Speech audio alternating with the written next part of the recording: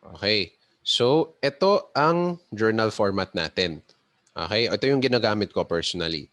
So, nagre-record or nagjo-journal ako ng trades every week. So, per weekly basis yung ginagawa ko. So, ang gagawin ko dito no, is explain ko yung components or parts ng journal para gets nyo. Then, ayun, pwede mo rin gamitin or kung meron ka ng sariling journal, pwede mo i-incorporate to. Okay? So ito yung date. Ito yung parang period covered. So May 31 kahapon yun. May 31 until June 4. So parang from yesterday, Monday, until yung Friday. Yun yung kina-cover ko. Okay? And then i-update ko to weekend ulit. Parang ganyan. Okay? So ito, asset. Asset refers to currency pair. Kung ano yung pinasukan mo na currency pair. Yung date, well obviously yung kung kailan ka nag-enter. Okay? Entry is buy or sell. Usually ang ginagawa ko dito no, for example, meron akong pinasukan na NZD USD na trade last Friday, nag-carry over siya. So kinonsider ko siya as part of the period of May 31 to June 4. Okay? So yung ginawa ko dito date is 5/28 kasi medyo gabi ng Friday na naka-enter to. Right? Tapos yung ginawa ko ayun, buy at what price. So yung price na in-enter ko ay 0.72463. So yun yung entry price ko. Okay? Yung entry. Yung stop loss, ito yung stop loss ko. So bakit important yung stop loss, hindi yung TP? Kasi yung stop loss ay ang magbibigay sa akin ng discipline. For me, personally, gusto ko i-record ko parati ang stop loss ko para alam ko na yung stop loss ko per trade parehas lang. Meaning nakakap lang siya at 30 pips. Kasi yun yung personal rule ko. 30 pips lang uh, yung yung max na SL ko. Hindi ako lumalampas na 30 pips. Ayan. So, coach, bakit 30 pips? Saan mo napulot yung number na yan? Right? So, based on experience kasi, malalaman mo sa isang araw, sa araw na yan, same day, kung talo ka na or panalo ka if 30 pips yung SL mo. So, ako kasi, yung sa personality ko kasi to na parang gusto ko malaman na sa same day of my trade kung talo na ako hindi. Okay, that's why 30 pips yung pinili ko. Right? Pero may mga iba, okay lang sila na mag-hold ng 50 pip na SL. Siguro nasa tao na yan. Ako 30 pips lang. Tapos gusto ko mag-adjust yung lot size in order to fit yung capital ko. So later magbibigay ako ng example niyan.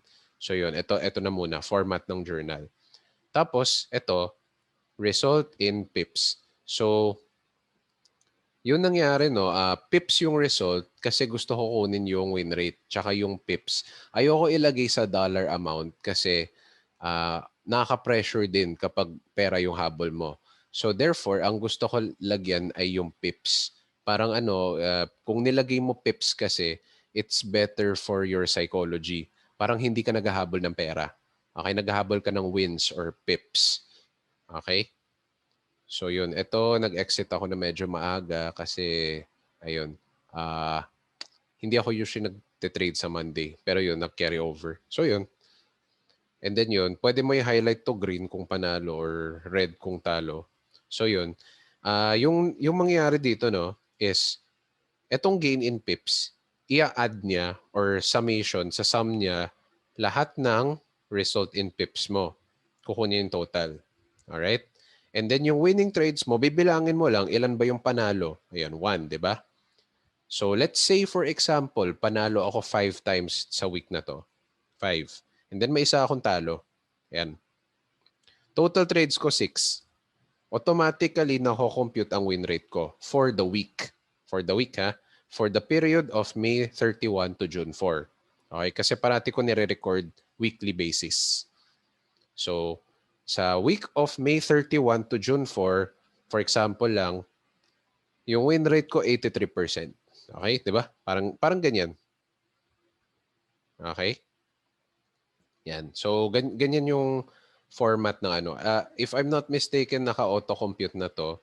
So yung gagawin mo, ipa-plug in mo lang kung ayun yung result in pips. Kapag naka-loss ka, gawin mo na lang negative.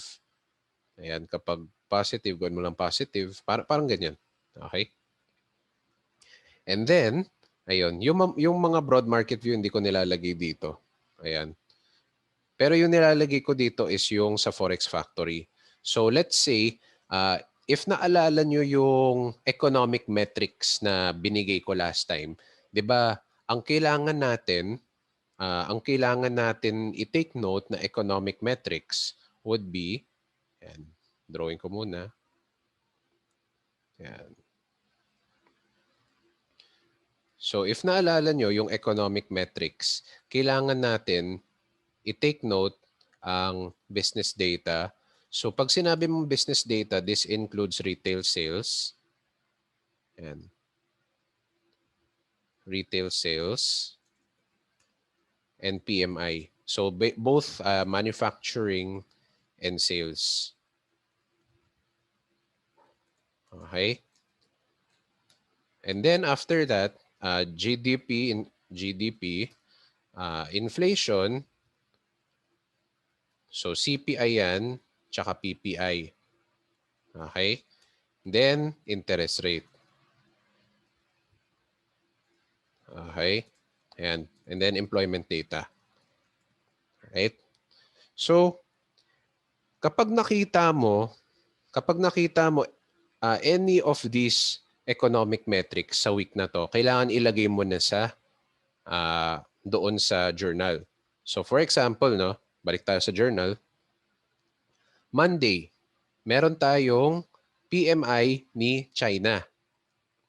Okay? Bakit important ang China? Kasi China is directly related to Australia.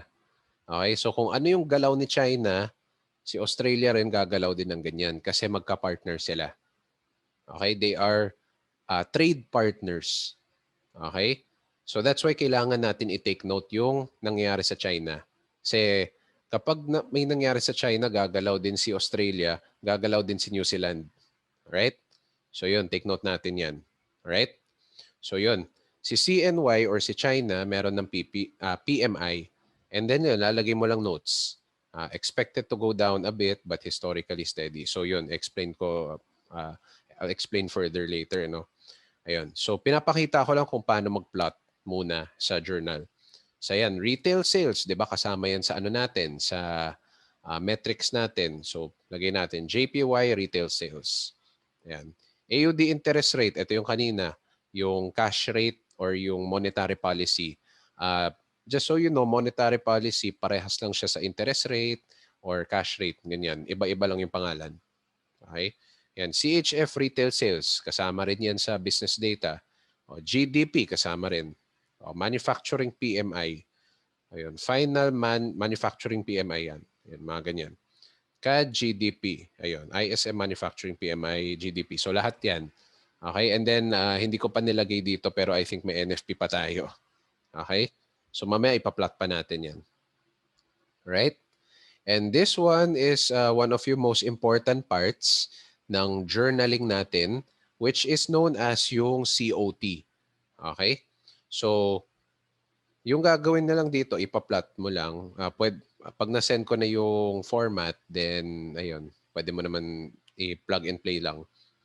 Yung bawat currency, lalagay mo lang dito, nakalagay lang dito. And then, dito sa right side, lalagay mo lang yung interpretation mo of that currency based on yung COT data. So based on sa naturuan ko doon sa last part, i-interpret mo lang yung data. Okay? So yun. Di ba nakasulat dito, net orders are 99K, at 99K currently. So that means yung longs and shorts as of, ayan, nandito rin yung date, as of May 25. So yun yung pinaka-recent reading ng COT or pinaka-recent na release. Okay? Which is 5K more than last reading. So that means ang net orders sa last reading or baka last week yan, nadagdagan siya ng 5K to become 99,848. Okay? So, nag-increase ang net orders. And in favor siya of longs kasi net long tayo. Okay? So, doon sa ano natin, 'di ba? The longs have increased greatly and the shorts have increased a bit. So, yan na yung ano natin, yan yung interpretation natin of yung changes in longs and shorts. Okay? And then yun, ito na yung last sentence. Ito na yung pinaka-final sentence natin which is what it means to us as a trader. Yung nakita mong data, ano yung meaning niyan sa atin and paano natin gagamitin for trading. Okay? So yan yung pagpa-plug in lang ng data sa journal. Okay? Journaling, bale. Right?